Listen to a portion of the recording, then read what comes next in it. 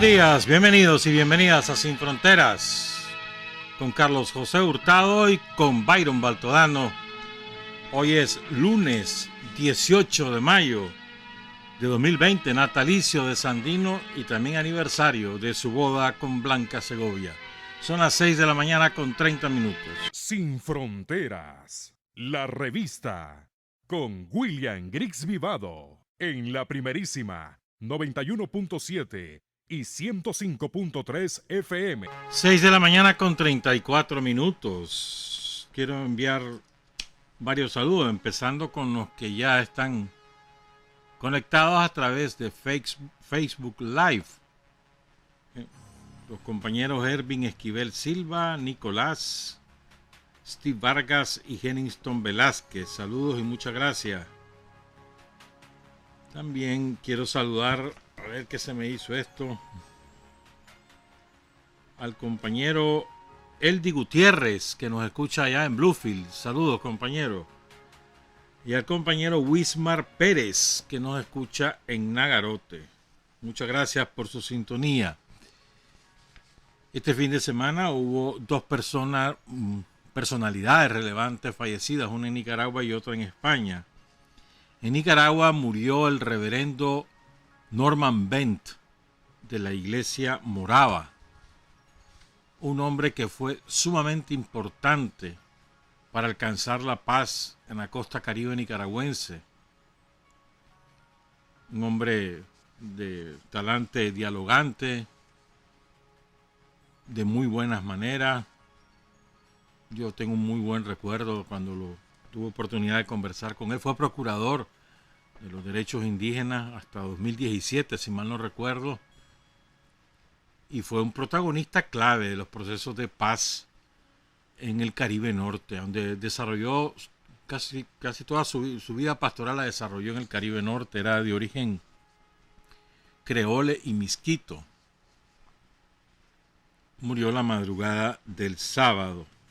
Lástima que la iglesia Morava está dividida, ¿verdad? Y peleándose entre ellos, porque debería recibir un homenaje en toda la extensión de la palabra, el reverendo Norman Bent. Y el sábado también falleció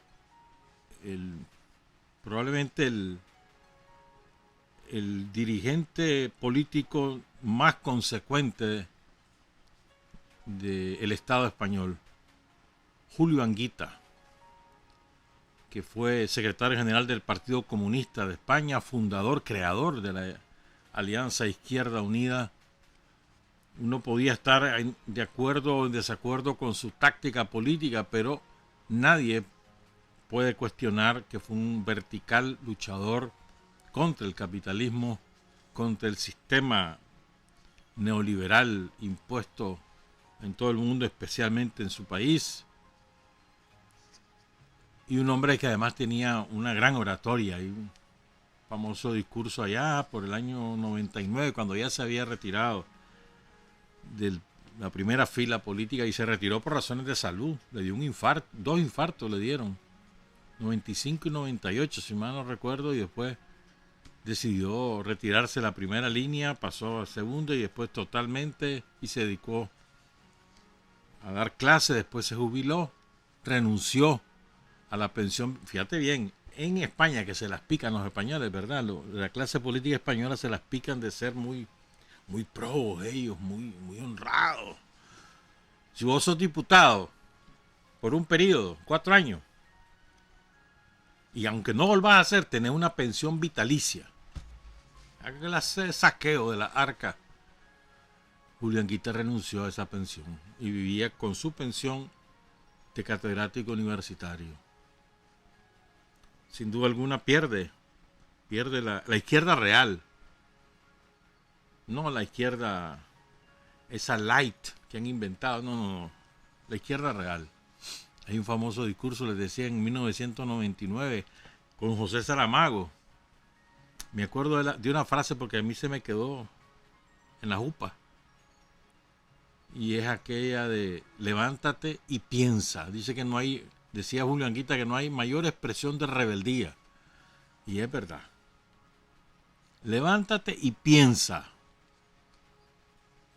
para toda la juventud nicaragüense, lo más importante es pensar, tener tu propio pensamiento, saber informarte, formarte es capacitarte, estudiar la historia, estudiar la economía, estudiar y formarte tu propio criterio.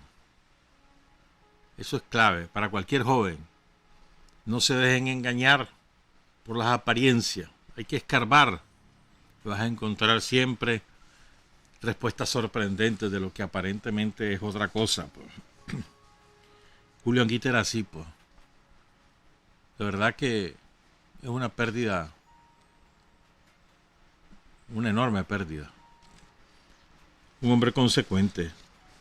Y eso es difícil decirlo, ¿eh? Ser consecuente. Bueno, yo les he dicho varias veces que el gobierno sandinista, el gobierno de Daniel Ortega, desde un principio dijo, aquí no habrá cuarentena. Pero yo ubicaba la fecha de manera equivocada. Había dicho que había sido a mediados de marzo, 18 de marzo, y no, fue el 28 de febrero. Porque Nicaragua fue la primera en América, el primer país en América, que tomó en serio la amenaza de la pandemia, de lo que hoy es una pandemia, pero en aquel momento era una epidemia, porque no estaba mundializado el virus. Y formó una comisión interinstitucional de científicos, de médicos cualificados, epidemiólogos, etcétera, que empezaron a estudiar el fenómeno y a preparar un plan estratégico para Nicaragua. Un plan desde el punto de vista científico que después el presidente de la República lo estudia y toma decisiones políticas sobre esa base. No sobre lo que se le ocurre, no, sobre la base científica. Y los científicos, los especialistas, van aconsejando día con día qué medidas ir tomando. Y las decisiones son políticas, sí, sobre una base científica. El 28 de febrero, la asesora del Ministerio de Salud para la Salud, la asesora de la Presidencia de la República para la Salud, la doctora Sonia Castro, leyó un breve comunicado firmado por la ministra de Salud, la doctora Carolina Dávila. En ese momento era la ministra, ya no es la ministra, también es asesora. Y el primer punto dice claramente, Nicaragua no ha establecido ni establecerá ningún tipo de cuarentena. Escuchemos a la doctora Sonia Castro. Buenas tardes. Ministerio del Poder Ciudadano para la Salud, medidas frente al coronavirus. Nicaragua no ha establecido ni establecerá ningún tipo de cuarentena. 2. Si se presentan casos con sintomatología respiratoria o con nexo epidemiológico, se ingresará a dicha persona a una unidad de salud para su estudio y seguimiento. 3. Si se presentan casos que den indicios y pruebas positivas para el coronavirus, se les ingresará a la unidad de salud establecida para su atención médica. 4. A las personas provenientes de países con riesgo de transmisión establecida por la Organización Mundial de la Salud y sin sintomatología, no tendrán ninguna restricción de su movilidad y desplazamiento en el país. 5. Continuaremos promoviendo las medidas preventivas en la población en general. Doctora Carolina Dávila Murillo, ministra de Salud. Estamos claros. El primer punto. Nicaragua no ha establecido ni establecerá ningún tipo de cuarentena. 28 de febrero. En este momento se está realizando la cumbre mundial de la Organización Mundial de la Salud. Ya habló el presidente de China, ya habló el secretario general de Naciones Unidas, ya habló el secretario general de la OMS. Están hablando jefes de Estado o delegados de gobierno. Seguramente Nicaragua participará en esta cumbre, que es vía telemática, es decir, una conferencia por videoconferencia. Bueno, vamos a ver qué resulta de eso. China prometió ayuda por $2.000 millones una vez que concluya el la emergencia sanitaria mundial y también demostró su acuerdo con una investigación imparcial e independiente bajo el paraguas de la OMS de toda la evolución de la epidemia que supuestamente empezó en China. Sin embargo, por ejemplo, en el Estado español se sabe que después de los Juegos Deportivos Militares que se realizaron en Wuhan, la ciudad epicentro de la epidemia al principio, llegaron con una rara gripe a sus respectivas bases militares. Lo mismo ocurrió en Estados Unidos, lo mismo ocurrió en Francia. O sea que esto se regó mucho antes que pudiera darse la alerta. La alerta se dio en diciembre. Bueno, vamos a ver qué resulta en la cumbre mundial de la OMS. Es muy importante, sobre todo para fijar una posición común, ¿no? ¿Cómo está Centroamérica? Bueno, la situación más complicada, bueno, es que todos están complicados, todos. A ver, en El Salvador, Bukele tuvo que aceptar aplicar el mismo procedimiento de Nicaragua, que es llevar los paquetes alimenticios a las casas de la gente que lo necesitan y no andar con esos tumultos, porque resulta que él se las mandaba a los alcaldes le iban a repartir, se agrupaba a la gente, eran tumultos enormes. ¿Y cuál cuarentena? Pues?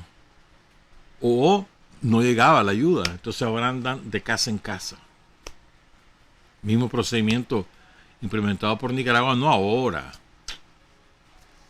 Hace 13 años que el presidente Daniel Ortega ordenó entregar paquetes alimenticios a las personas que viven una situación de emergencia social, a las madres de héroes y mártires y a las personas con discapacidad. Pero hace 13 años. Y este año han pasado haciéndolo. No ha habido semana donde no haya repartición en cualquier departamento o en todos los departamentos. ¿Verdad?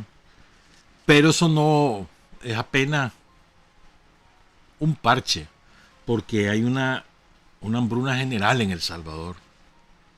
Son impresionantes las imágenes, que no ha tenido más remedio los grandes medios de difundirlas, porque la situación es de tal magnitud que si lo oculta queda en el ridículo.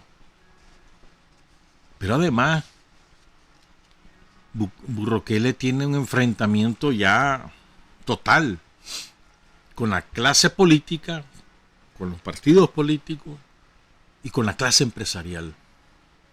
Eso tiene un final incierto, que es lo que va a ocurrir en El Salvador.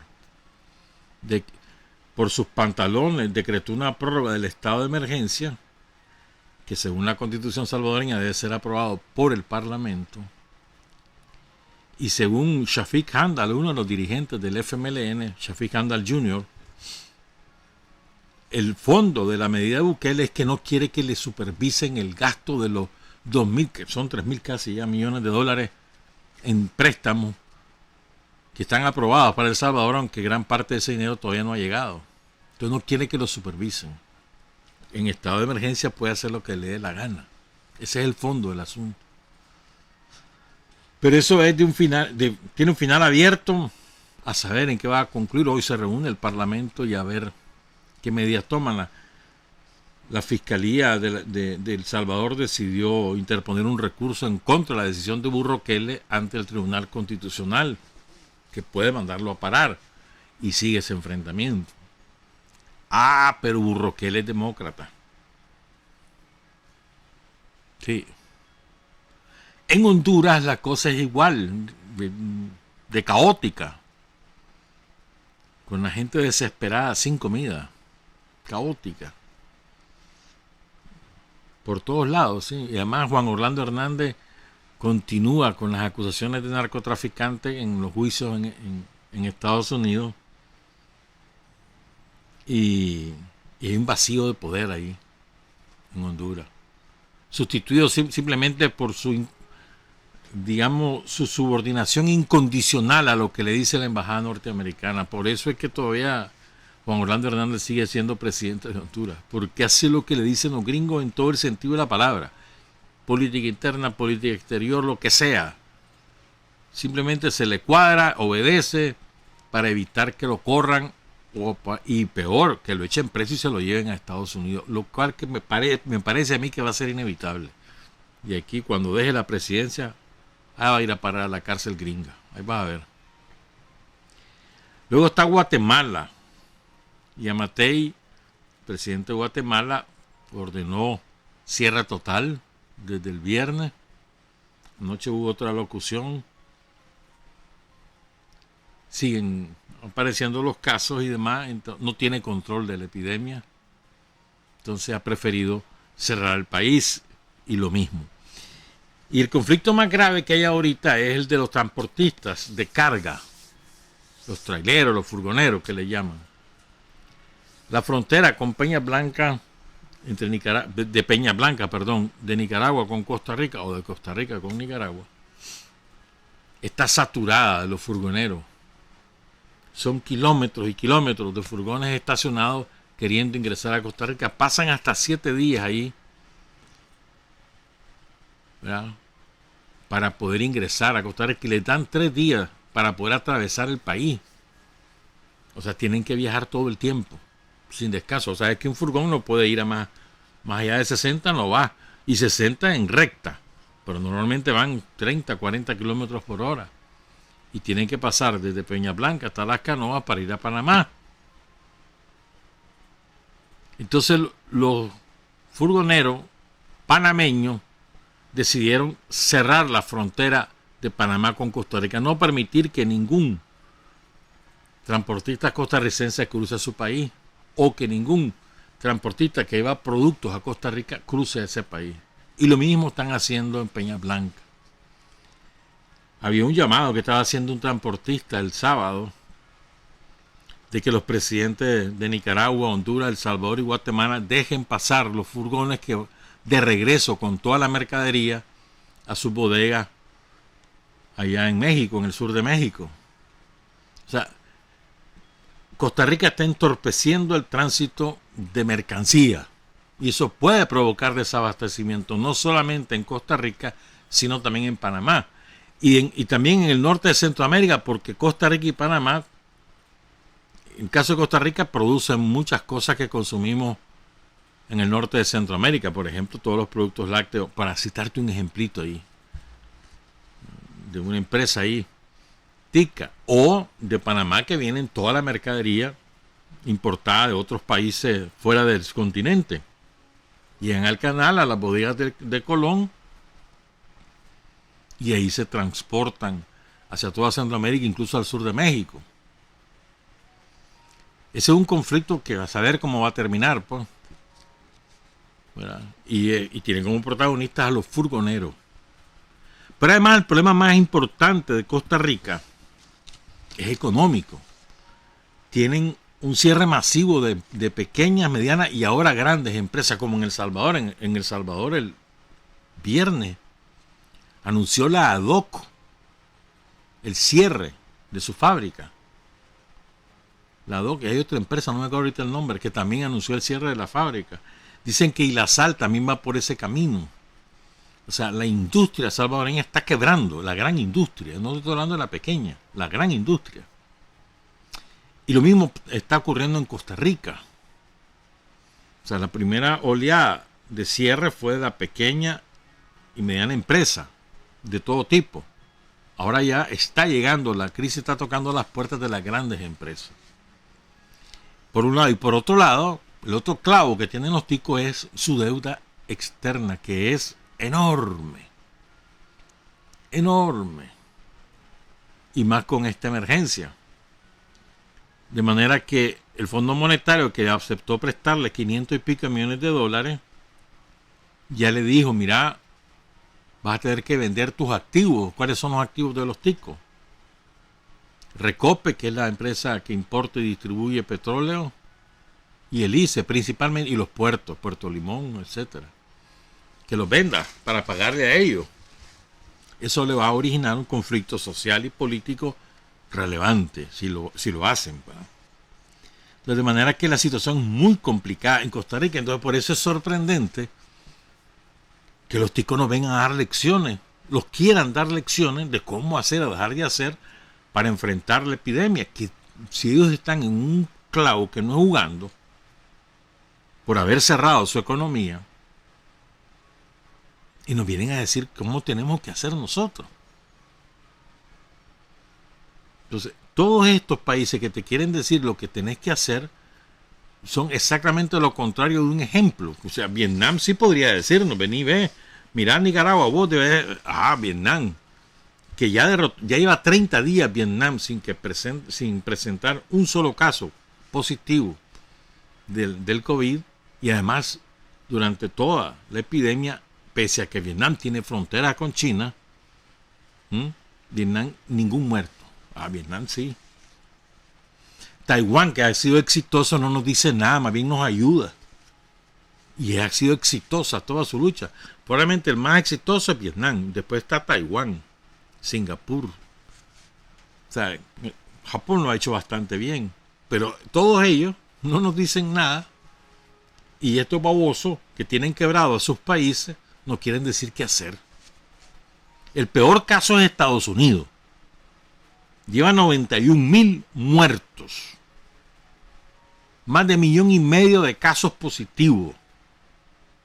Y nos quiere decir cómo hacer y dejar de hacer. Cuando tiene a toda su clase política volándole riata a Trump y toda su gente por el manejo de la epidemia. Obama volvió a volar riata este fin de semana. Todo el mundo está en contra de... Bueno, todo el mundo no.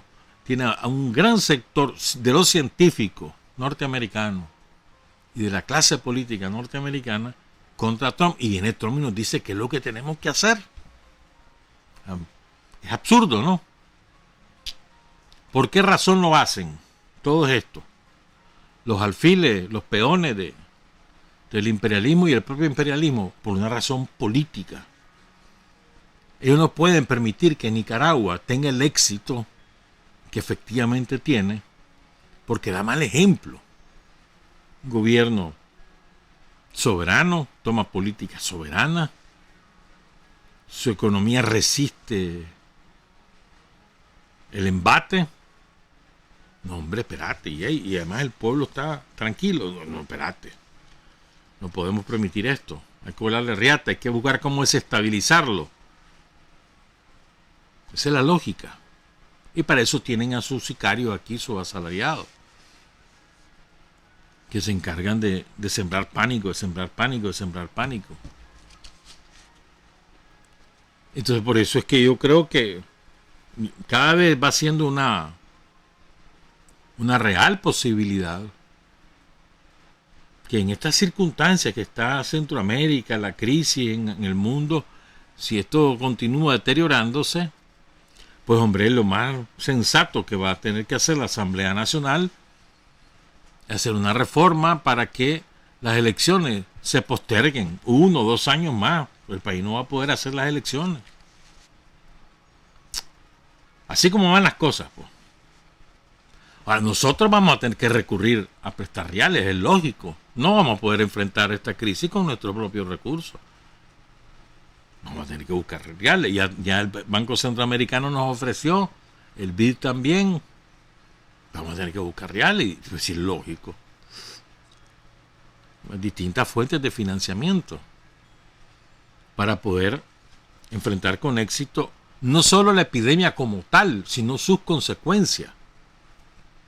¿Por qué consecuencias? Por ejemplo, la economía no se ha cerrado, pero hay una evidente disminución de la actividad económica, sobre todo la actividad comercial. Y si a esto le suma lo que pasó en abril de 2018 con el embate de las viudas del somocismo, entonces las cosas se complican. Con toda probabilidad vamos a tener que ir a buscar reales. préstame para esto y préstame para esto. Con toda probabilidad. ¿Verdad? Y hay que tomar medidas, es lógico,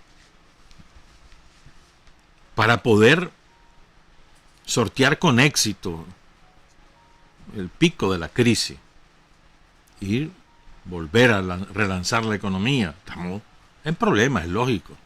¿Qué tal que esto se hubiera cerrado? O sea que gracias a Daniel, hermano, que este país siguió funcionando. Si no, estaríamos en la perra calle, ¿oíste? En la perra calle de verdad. Aquí habría una hambruna generalizada. 70% de los nicaragüenses viven de los ingresos que generan ellos mismos. No hay salario de por medio. ¿Qué hubiera pasado con la siembra ahorita que comienzan las lluvias? Aquí hubiéramos estado, de verdad. Menos mal que Daniel es el presidente de este país. Qué desgracia la que nos hubiera pasado, ¿no? Pero aún con toda la sabiduría con la cual se ha dirigido toda la emergencia sanitaria, digo, el impacto está. A ver, en Estados Unidos, ¿cuántos nicaragüenses no perdió su trabajo? En España, la segunda fuente de remesa. En Costa Rica, la segunda fuente. De España, la tercera. ¿Cuántas nicaragüenses no perdieron su trabajo? ¿Qué significa? No hay remesa. ¿Qué significa? Hay familias que no van a tener ingresos. ¿Qué significa? Familias que no van a poder pagar un montón de cosas, incluyendo la comida. Entonces, además el dinero que deja de ingresar al país, deja de circular en la economía nacional. Eso es una realidad. Ahí están los ticos pidiendo, mirad cómo son de hipócritas los ticos. Pescan un caballo también. Los ticos, la clase política costarricense, por andar siempre arrodillada, porque tienen ensangrentadas esas rodillas, de tanto estar arrodillada. Es estúpida, es de las más estúpidas que hay en Centroamérica. Necesitan a los nicaragüenses, los necesitan. Si no, se les va a caer el café, se les va a caer el banano. ¿Qué van a hacer si no tienen mano de obra suficiente para poder levantar las cosechas agrícolas? No tienen. Necesitan a los nicaragüenses y también dejan entrar a panameños. Y hasta haitianos llevan. ¿Cómo van a hacer? ¿Cómo van a hacer ahora? ¿Bueno? Es decir, y te estoy hablando de dentro de unos cuantos meses que van a necesitar decenas de miles, centenares de miles de nicaragüenses que le lleguen a ayudar a sacar la cosecha, que si no se les va a terminar de destruir su economía, la economía agrícola. Son tan estúpidos que todo porque los gringos le den reales, se les arrodillan y hacen la estupidez como la de la semana pasada. Sacan un comunicado insultante, ofensivo, queriendo decir qué es lo que tenemos que hacer. No jodan, si tienen semejantes problemas que tienen ellos. A ver qué van a hacer ahora, pues. ¿Qué van a hacer ahora? Sin nicas no hay cosecha.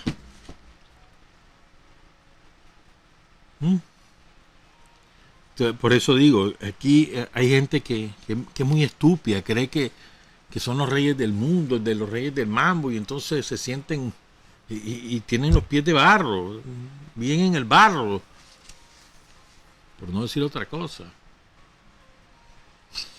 Incluso los salvadoreños van a tener problemas en su economía, pero bueno, ya sea en su economía agrícola, porque también muchos nicaragüenses van a El Salvador, sobre todo para el corte para la zafra azucarera. ¿No? Es decir, somos una economía sumamente interdependiente en Centroamérica, no podemos andarnos peleando entre nosotros, no nos conviene a ninguno. Lo más sensato es cada quien que se ocupe de lo suyo, no te metas conmigo, yo no me meto con vos, y trabajemos en lo que nos conviene, ya está, esa es la lógica. No te metas conmigo, yo no me voy a meter con vos, vos de hacer lo que te dé la gana, yo hago lo que me dé la gana, y busquemos cómo tener negocio entre nosotros, no nos peleemos por otras razones. Esa es lógica elemental, es sensatez, porque somos economías interdependientes, sumamente. El comercio interregional es el primero. en cualquiera de nosotros, de los 4, de los 6 países centroamericanos, y después va el comercio con Estados Unidos, pero primero entre nosotros. Y es lo lógico, si somos parcelitas, el mismo centroamericano. Pues. Ojalá que le llegue la sensatez, pero es la arrogancia, la prepotencia, pero sobre todo el servilismo de los ticos, de la clase política costarricense, porque el tico promedio no es como esa clase política, así no son los ticos. Pero esa clase política es asquerosa, es nauseabunda, es vomitiva, da asco cómo se comporta. Cuando regresemos vamos a hablar de Sandino y desde otra perspectiva, no solamente de la perspectiva política. Son las 7 de la mañana con 4 minutos. Hay hombres que luchan un día y son buenos. Hay hombres que luchan un año y son mejores. Pero hay hombres que luchan toda la vida. Esos son los imprescindibles. 7 de la mañana con 7 minutos. Un saludo al embajador de Nicaragua en Bruselas, ante la Unión Europea, Lautaro Sandino. ¿Va? Saludos, Lautaro, gracias por escuchar. A Verónica Moreno, a Kenny Woods, allá en Pearl Lagoon, la tierra propiedad, o sea, ¿me entiendes? Del cacique Noel Campbell. Y un saludo también y muchas gracias a Félix Rondón. Dice el compañero Félix Rondón que dice exactamente: saludos revolucionarios desde Venezuela. La comunicación popular se suma a su programa Sin Frontera. Félix Rondón, Radio Estrella 98.7 en Venezuela. Qué niveles. Muchas gracias, Félix, y muchas gracias a todos y a todas. Hablemos de Sandino. Hoy es un natalicio, hermano. 1895 al año 2020. O sea, ese hombre tendría 125 años.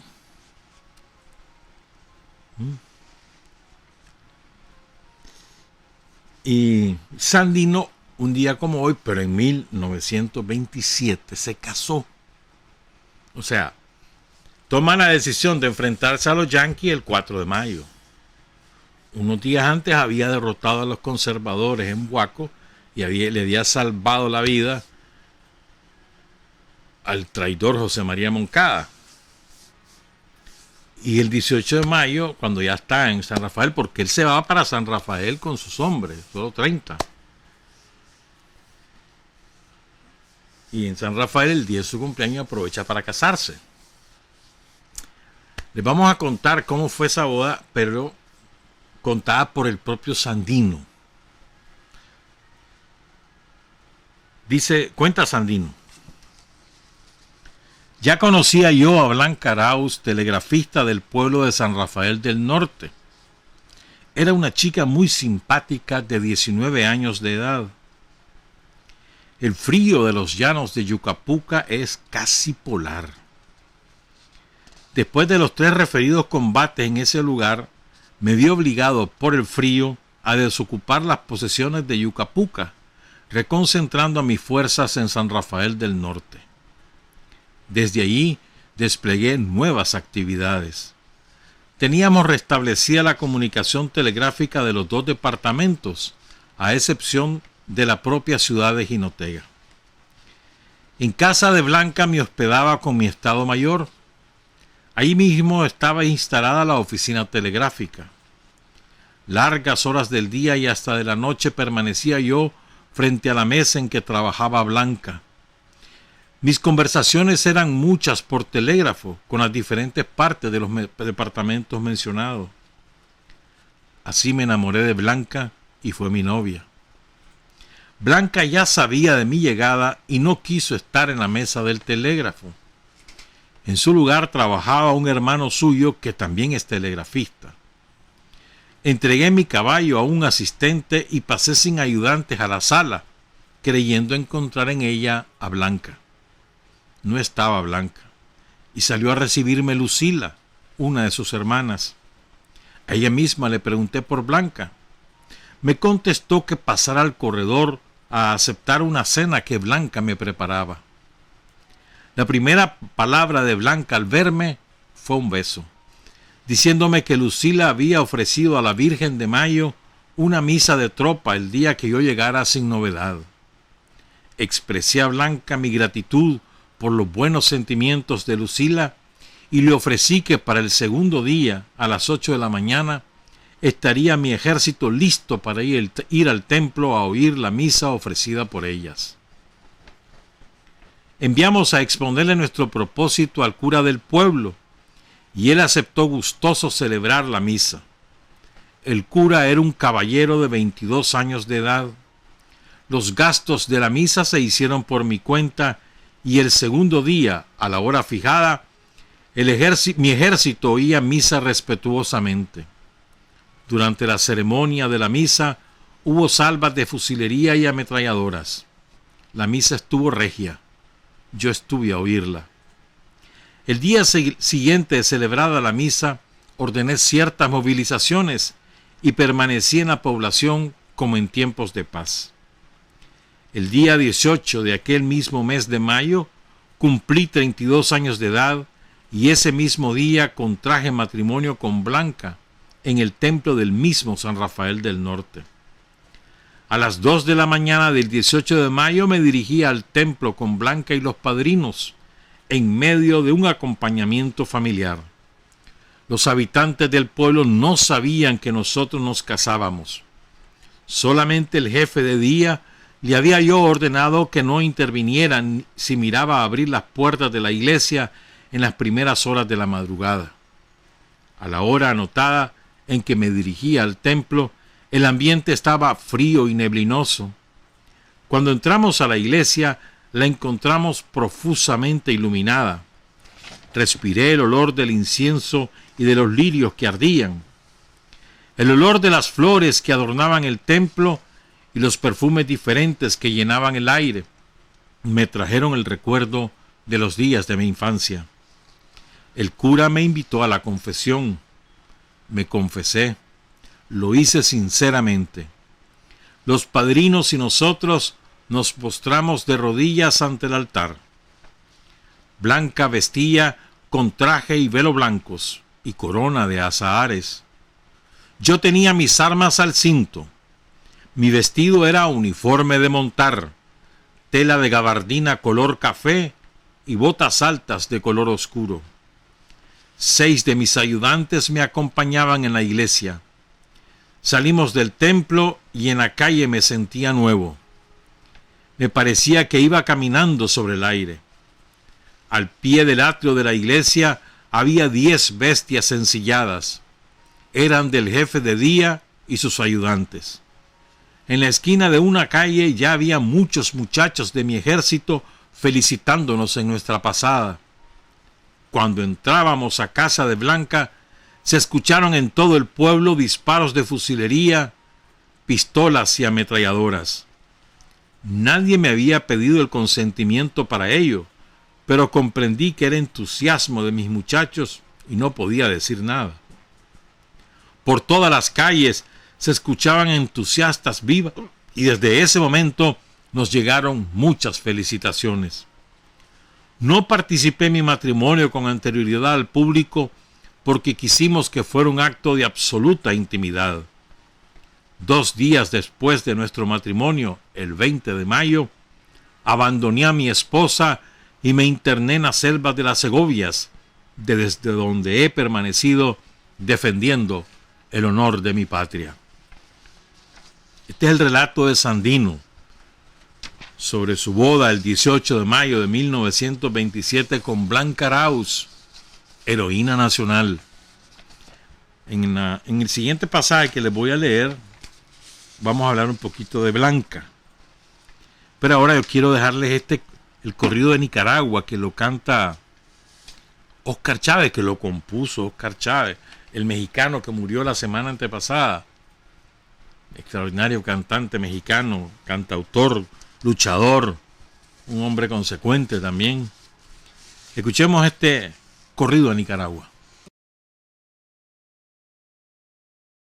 Preciosa canción de Óscar Chávez, el insigne cantautor mexicano fallecido hace 10 días, víctima de del COVID-19. Esa canción fue hecha en el 78, final del 78. Óscar Chávez fue un hombre muy solidario con la lucha del pueblo nicaragüense.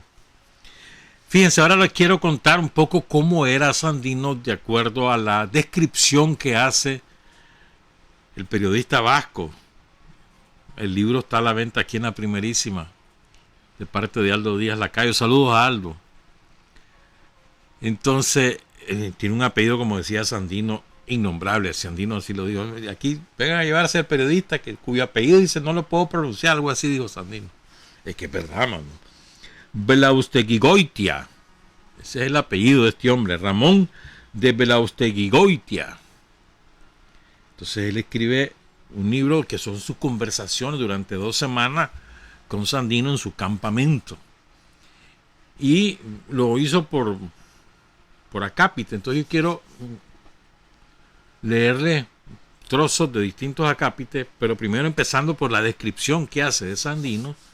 Luego vamos a hablar un poco de la concepción espiritual de Sandino. Recuerden que Sandino, además de ser un jefe militar y un jefe político, también era un líder espiritual de su tropa. Y por eso es que logra tal ascendencia en la tropa, en su ejército. Estamos hablando de que llegó a tener en algún momento hasta 4.000 hombres sobre las armas en distintas partes del país. Algunos dicen que hasta 6.000. Esas son cifras que varían según los autores. Entonces, cuenta Belausteguigoitia sobre el físico, sobre la manera de ser, de platicar de Sandino. Durante las 2 semanas que aproximadamente estuve en el campamento del Ejército de la Libertad, no dejé de estar a diario en conversación con el general Sandino, quien me trató desde el primer momento con una amabilidad enteramente familiar. Unas veces el caudillo me llamaba y otras iba yo a verle a su casa, que custodiaba su guardia personal con ametralladoras en mano. El general se solía pasear en una habitación oscura contigua a la de la guardia y entraba sonriente, abrazándome según su costumbre. Era una sencilla habitación decorada por algún calendario y un cromo, un afiche, en el que se veían unos cazadores de focas en un mar proceloso de hielo, disparando contra estos anfibios que se acercaban alarmantemente a la embarcación. Había un banco y unas sillas. En el banco se sentaban de ordinario algunos jefes que asistían silenciosos a la entrevista, o los soldados de retén. En un rincón se veía un montón de rifles. El general se sentaba en una sencilla mecedora que la tenía balanceándose sin cesar.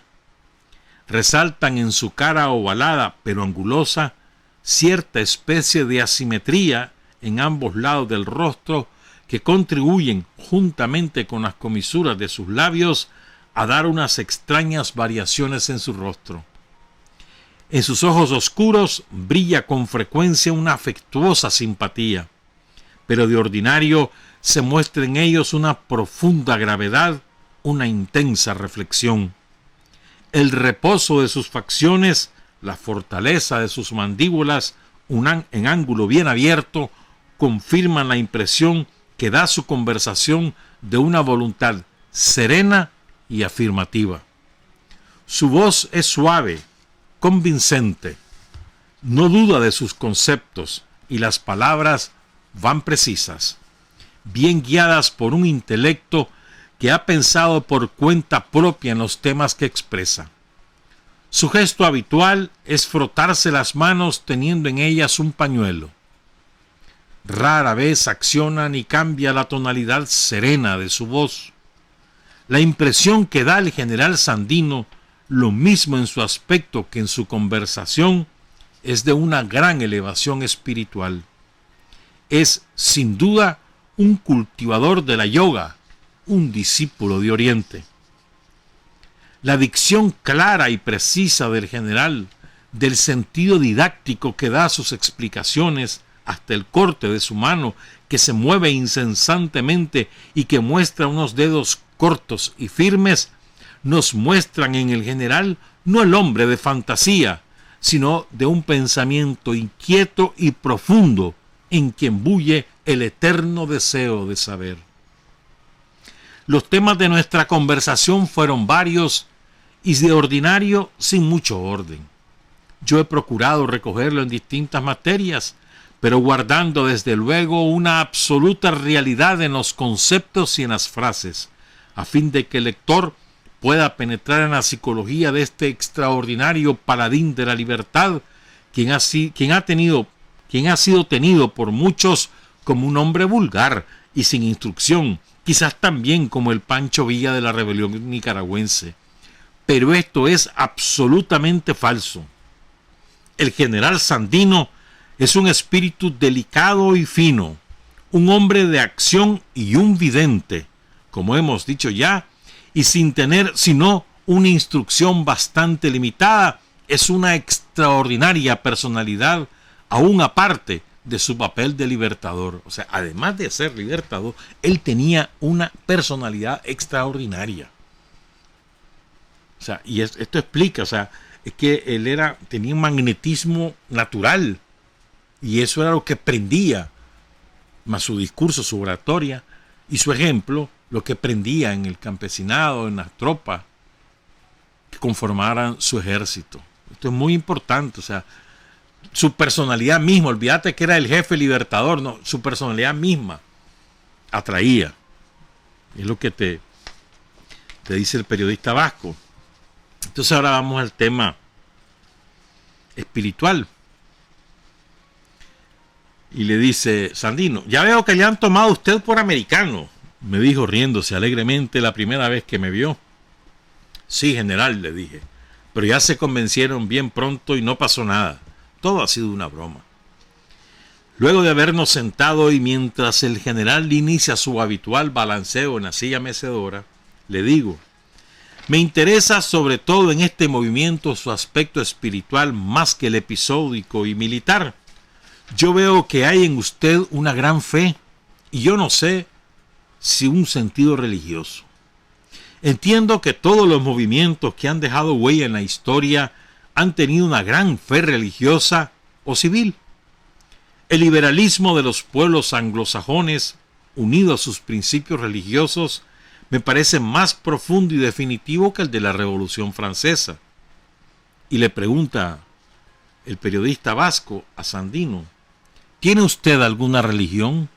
Oigan la respuesta de Sandino. La pregunta es si él tiene alguna religión.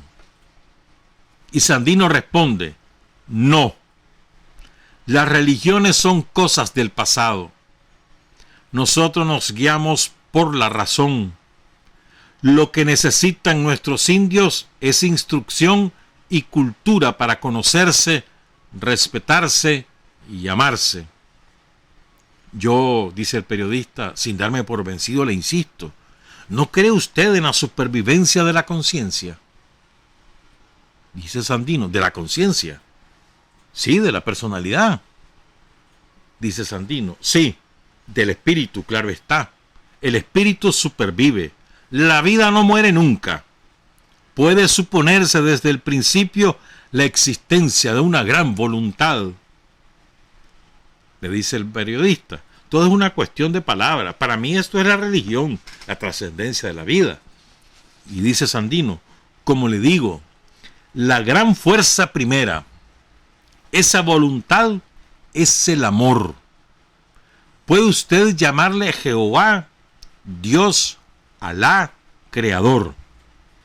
Y después de explicar, según su fe teosófica, el valor de los espíritus guías de la humanidad, entre los cuales coloca a Adán, Moisés, Jesús, Bolívar, mientras su palabra expresa una convicción profunda y sus ojos opacos se animan, continúa: sí, cada uno cumple su destino.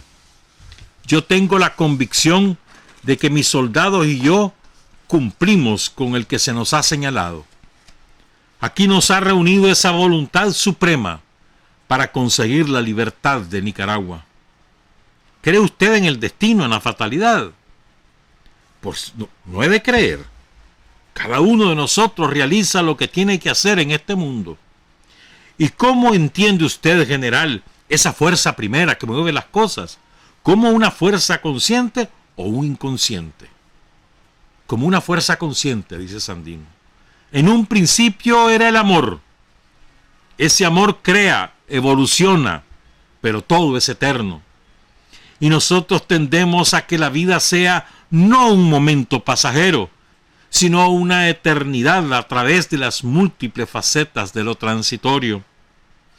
General, insisto en este punto, porque creo que toda gran obra solo se ha hecho a base de una gran fe, que yo llamo religiosa y usted le llama con otras palabras, pero que no es sino el empujón de un mundo espiritual. He apercibido en su ejército esa compenetración, esa espiritualidad. Sandino dice, sí, eso es todo. Estamos compenetrados en nuestro papel. Todos somos hermanos. Recuerdo, dice el periodista, haberle hecho referencia en algún momento al sentido histórico de Napoleón y Bolívar. Oigan esta respuesta, es genial. Genial lo que dice Sandino. Dice Sandino, Napoleón fue una inmensa fuerza, pero no hubo en él más que egoísmo. Muchas veces he empezado a leer su vida y he tirado el libro. En cambio, la vida de Bolívar siempre me ha emocionado y me ha hecho llorar. Después, dice el periodista, como el general hiciera referencia a las fuerzas espirituales que obran en la conducta de los hombres, le pregunto, ¿cree usted, general, en fuerzas de esa naturaleza que obran en los hombres sin la acción de la palabra? Dice Sandino, completamente. Yo mismo lo he experimentado no una, sino muchas veces. En varias ocasiones he sentido una especie de trepidación mental, palpitaciones, algo extraño dentro de mí. Una vez soñaba que se acercaban las tropas enemigas y que venía con ellos un tal Pompilio, que había estado antes conmigo. Me levanté inmediatamente y di la voz de alarma, poniendo a todos en plan de defensa. 2 horas después, todavía sin amanecer, los americanos estaban allí, iniciando el combate. Hay una parte de nuestro organismo, le dice el periodista, donde existe el órgano del presentimiento. Y dice Sandino, yo se lo diré, añade el general, y tomando mi cabeza me señala la nuca. ¿No lo cree usted? O sea, que está aquí. El periodista dice, yo no niego ninguna clase de posibilidad de esa naturaleza. Y desde luego creo que usted puede tener un sistema nervioso especial, una gran potencia espiritual. Lo veo en su ejército. Y recuerdo haber leído en una carta escrita por su hermano Sócrates y que me había enseñado don Gregorio, su padre, que Augusto tenía un enorme receptáculo telepático. Y en otra carta que había visto en sueños a su padre y a su madre y sentía que debían estar muy inquietos. Y añado, he visto en los soldados un sentido espiritual admirable. Hablando con muchos de ellos, les he oído decir que la justicia estaba con ellos y que por eso vencían siendo tan inferiores. ¿Cómo ha conseguido, general, inculcarles estos principios? Dice Sandino, hablándoles muchas veces sobre los ideales de la justicia y sobre nuestro destino, inculcándoles la idea de que todos somos hermanos, sobre todo cuando el cuerpo desfallece, es cuando he procurado elevar su espíritu. A veces hasta los más valientes decaen. Es necesario conocerlos, seleccionarlos y alejar el temor, haciéndoles ver que la muerte es un ligero dolor, un tránsito. ¿Por compenetración?, le pregunta el periodista. Sí, estamos compenetrados de nuestra misión y por eso mis ideas y hasta mi voz puede ir a ellos más directamente. El magnetismo de un pensamiento se transmite. Las ondas fluyen y son copadas por aquellos que están dispuestos a entenderlas. En los combates con el sistema nervioso en tensión, una voz con sentido magnético tiene una enorme resonancia. También los espíritus combaten encarnados y sin encarnar. Entonces es la parte espiritual, sobre la cual Sandino habla con el periodista. La que se me hizo, lo tengo que leer, eso no me lo aprendí. Belausteguigoitia. Ahora, después aborda temas sociales. Habíamos visto al general Sandino mientras cabalgaba con algunos oficiales haciendo una inspección de las tropas, y me dijo: ya ve usted, nosotros no somos militares, somos del pueblo, somos ciudadanos armados. Esta es una frase bellísima, famosísima. Esta frase se hizo muy conocida antes del triunfo de la revolución. Ya ve usted, nosotros no somos militares, somos del pueblo, somos ciudadanos armados. Es una cosa de una profundidad, hermano. Sigo. Dice el periodista: recordando estas impresiones sobre el aspecto social del movimiento sandinista, preguntaba una tarde al general mientras conversábamos y él se balanceaba en su mecedora. Dice el periodista: se ha dicho en ocasiones que su rebelión tiene un marcado carácter social. Hasta se le ha tildado de comunista. Entiendo que este último dictado ha obedecido a una propaganda tendenciosa y de descrédito. Pero no hay programa social, general. Dice Sandino: en distintas ocasiones se ha tratado de torcer este movimiento de defensa nacional, convirtiéndolo en una lucha de carácter más bien social. Yo me he opuesto con todas mis fuerzas. Este movimiento es nacional y antiimperialista. Mantenemos la bandera de la libertad para Nicaragua y para toda Hispanoamérica. Por lo demás, en el terreno social, este movimiento es popular y preconizamos un sentido de avance en las aspiraciones sociales. Más adelante, el periodista le pregunta si es partidario de completar el sentido de pequeña propiedad que tiene el país, dando terrenos a quien no los tenga. Y dice Sandino: desde luego. Y eso es algo que no tiene dificultades entre nosotros. Tenemos tierras baldías, quizás las mejores del país, en donde hemos estado nosotros. ¿Cree usted en el desarrollo del capital?, le pregunta el periodista Sandino. Sin duda que el capital puede hacer su obra y desarrollarse, pero que el trabajador no sea humillado y explotado. Hemos recordado, dice el periodista, en aquel momento el admirable desinterés que ha demostrado en todo momento el general Sandino y la especial estipulación del convenio que se acaba de firmar, expresando que los delegados del mismo indican en su nombre su absoluto desinterés personal y su irrevocable resolución de no aceptar nada que pudiera menoscabar los móviles y motivos de su conducta pública. Esto es importante, fíjense. Esta entrevista fue hecha en febrero de 1933. Ya se ha firmado la paz. Y lo que refiere el periodista es el convenio en donde Sandino dice expresamente: yo no quiero nada material. Nada que menoscabe los objetivos de mi lucha. Eso dice Sandino. Y lo dicen también sus generales. Entonces le pregunta el periodista: ¿no tiene usted la ambición de de poseer algún terreno propio? Sandino le responde: creen por ahí que me voy a convertir en un latifundista. No, nada de eso. Yo no tendré muchas propiedades, no tengo nada. Esta casa donde vivo es de mi mujer. Algunos dicen que eso es ser necio, pero no tengo por qué hacer otra cosa. Recordando que el general Sandino está a punto de tener sucesión, o sea, está embarazada Blanquita, y ahí van a ser Blanca Segovia, le pregunto: ¿y sus hijos? Si los tiene. Dice Sandino: no, eso no es una objeción. Que haya trabajo y actividad para todos. Yo soy partidario más bien que la tierra sea del Estado. En este caso particular de nuestra colonización en el río Coco, me inclino por un régimen de cooperativas, pero eso tendremos que irlo estudiando más despacio. General, ¿a usted le gusta mucho la naturaleza? Sí. ¿Más que la ciudad? Sí. La naturaleza inspira y da fuerzas. Todo en ella nos enseña. La ciudad nos desgasta y nos empequeñece.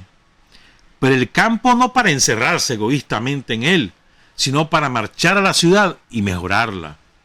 La vista de las plantas, de los árboles, los pájaros con sus costumbres, su vida, son una continua enseñanza. ¿Tuvo usted, general, durante la lucha la intuición de la victoria moral definitiva? Dice el general, no. Yo creí, al meterme en esta empresa, que no saldría nunca de ella sino muerto.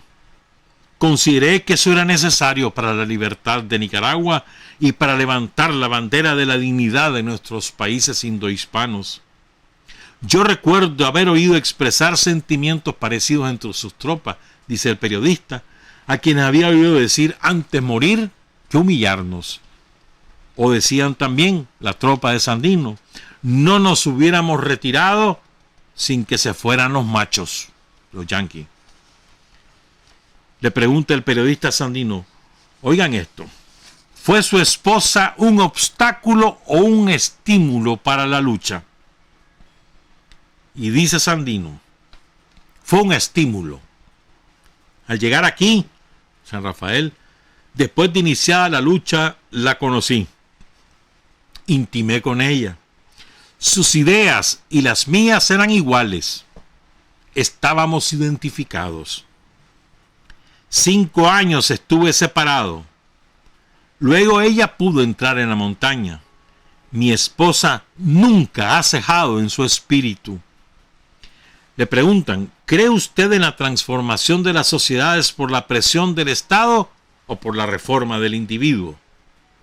Y dice Sandino, por la reforma interior. La presión del Estado cambia lo exterior, lo aparente. Nosotros opinamos que cada uno dé lo que tenga, que cada hombre sea hermano y no lobo. Lo demás es una presión mecánica exterior y superficial. Naturalmente que el Estado tiene que tener su intervención. Le preguntan a Sandino, ¿qué significan los colores de su bandera? Sandino responde, no se nos olvide esto, el rojo, libertad, el negro, luto, y la calavera, que no cejaremos hasta morir. Yo pregunto al general, ¿este movimiento puede tener alguna conexión con los ideales de una Hispanoamérica unida? Dice Sandino, sí, el gran sueño de Bolívar está todavía en perspectiva. Los grandes ideales, las ideas todas, tienen sus etapas de concepción y perfeccionamiento hasta su realización. Y le pregunta el periodista, ¿cree usted posible que este sueño pudiera realizarse en una generación? Aún hay falta de preparación para eso. Comunicaciones, íntima comprensión, una sensibilidad armonizada para sentir los problemas comunes, le dice el periodista a Sandino. Y la respuesta de Sandino, yo no sé cuándo podrá realizarse esto, los sueños de Bolívar, pero nosotros iremos poniendo las piedras. Tengo la convicción de que este siglo verá cosas extraordinarias. Sandino, febrero de 1933. ¿Cuánta razón tuvo? Solo para hablar de América, la revolución en Cuba, la revolución sandinista, la revolución bolivariana, siglo XX. ¿Cuánta razón tuvo Sandino? Hay un famoso telegrama de Sandino a Moncada, al traidor Moncada. Fíjate que varias veces he pensado que se los tengo que comentar y a mí se me olvida, ¿ves? Vos sabés que, Sacasa, el presidente Juan Bautista Sacasa era un tipo de tan escasa dignidad. Yo siempre tenía una pésima opinión de Sacasa. Desde que leí con todos los detalles de cómo se fue de rodillas a Washington a pedirle permiso a Estados Unidos de hacer política en Nicaragua, que lo dejaran participar en elecciones. Se fue a implorarle, porque como él había sido celayista, entonces él quería que ya le quitaran el veto. O sea, desde entonces dije, este cabrón, pero bueno. Entonces vos sabés que cuando da el golpe de Estado Emiliano Chamorro, ¿verdad? En 1925, en octubre, el vicepresidente electo era Sacasa. Renuncia el presidente y se supone que Sacasa debía asumir. Entonces la guerra constitucionalista se hace encabezada por Moncada, no militar, para que Sacasa asuma la presidencia. Después Sacasa viene a Nicaragua, se instala en Puerto Cabeza. Pero la lucha de los liberales era porque Sacasa fuera el presidente. Esa era la lucha. La guerra constitucionalista. Bueno, entonces Moncada, a espaldas de Sacasa, firma el acuerdo del Espino Negro, le dan $200,000, además del pago por las armas, $200,000, y le dicen el próximo presidente va a ser usted. Y dejan a Sacasa colgado de la brocha. Y el hombre tan de poca dignidad, Sacasa, que acepta ser el siguiente después de Moncada. Que iba Moncada primero y después iba a Sacasa. En ese momento los yanquis toman la decisión de que ya los conservadores no les son útiles porque le desobedecieron. Porque habían firmado un acuerdo amparado por los gringos, lo firmaron en Washington, para que en Centroamérica nadie llegara al poder por la vía del golpe de Estado, y Emiliano Chamorro dio un golpe de Estado. Entonces, a partir de ese momento los conservadores son vetados por los gringos y vuelven a los liberales ya sin el pensamiento de Zelaya. Entonces, firman el acuerdo, Stimson firma la rendición de Moncada, Moncada, a cambio de eso, Reales y la presidencia, traiciona a Sacasa, y el Sacasa todavía se queda. O sea, qué clase de... No tenía ninguna dignidad ese hombrecito. Sandino lo quería mucho, pues, PJ. Que Sandino era buena gente, hombre. Yo no. Entonces Sacasa llega, pues, a ser presidente después de Moncada, pero a pesar de todo, pues, ya con Somoza de jefe de la guardia, pues. Entonces me estaba acordando, bueno, está el famoso telegrama de Sandino, ¿verdad? Yo no me vendo ni me rindo, pero hay otro. Me estaba acordando de Moncada, y es que me estaba acordando de Moncada porque vamos a poner el corrido a Moncada, de Oscar Chávez también. Entonces el 24 de mayo de 1927, voy a leerlo.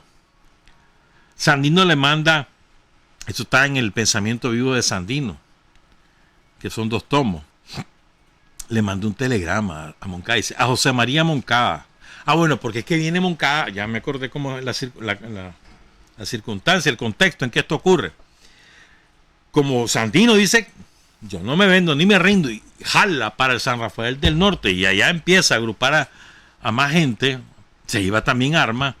Entonces los gringos están ahuevados, y ahí no era que vos tenías a toda la gente, le decían a Moncada, buscar cómo componer a ese Sandino, andar a hablar con él, mandarle a decir que se unan, que no sé cuánto. Entonces Moncada, que se las picaba de gran jefe, ¿no? Yo Moncada le mandaba a decir a Sandino, usted obedezca, usted es mi soldado, y yo le doy la orden, ven y ríndase. ¿Verdad? Estoy hablando del 24 de mayo, entonces viene Sandino, estamos hablando ya que son 20 días después de la rendición de Moncada, de la traición de Moncada. Entonces Sandino le manda un telegrama a Moncada, dice, 24 de mayo de 1927, a José María Moncada. No sé por qué quiere usted ordenarme ahora. Recuerdo que siempre me vio con mal ojo cuando usted era general en jefe. A mis pedimentos de que me diera tropas para irme a batir con el enemigo, nunca quiso. Y cuando el doctor Sacasa me dio 45 hombres y armas, usted se disgustó por ello. Parece que tenía celos de mí. Indudablemente conoce mi temperamento y sabe que soy inquebrantable. Ahora quiero que venga a desarmarme. Estoy en mi puesto y lo espero. De lo contrario, no me harán ceder. Yo no me vendo ni me rindo. Tienen que vencerme. Creo cumplir con mi deber y deseo que mi protesta quede para el futuro escrita con sangre. qué clase de huevo los de Sandino. Hablándote en circunstancias tan difíciles como las de Nicaragua en 1927. O sea, un país pobrísimo, intervenido, había habido una hambruna terrible por la sequía, ¿verdad? Ha habido una guerra que ha desangrado al país. Cualquiera, mano. Te dan $300,000, vas a resolver tu vida, cualquiera. Dale, pues, ya dice, aquí no hay nada que hacer, vámonos, pues. No, Sandino le dice que no. Que no. Vení, quítame las armas, vos, a ver, dale, pues, vení. A ver si podés. Así es. Si te las crees tan huevoncito, le dice a Moncada, vení vos. Vení, quítamela. Yo no me vendo ni me rindo. Me tenés que vencer. Y deseo que mi protesta quede para el futuro escrito con sangre. Sandino. Nos despedimos con Óscar Chávez, el insigne cantautor mexicano, y el corrido a Moncada. Trabajar, avanzar, combatir, vencer, patria y libertad.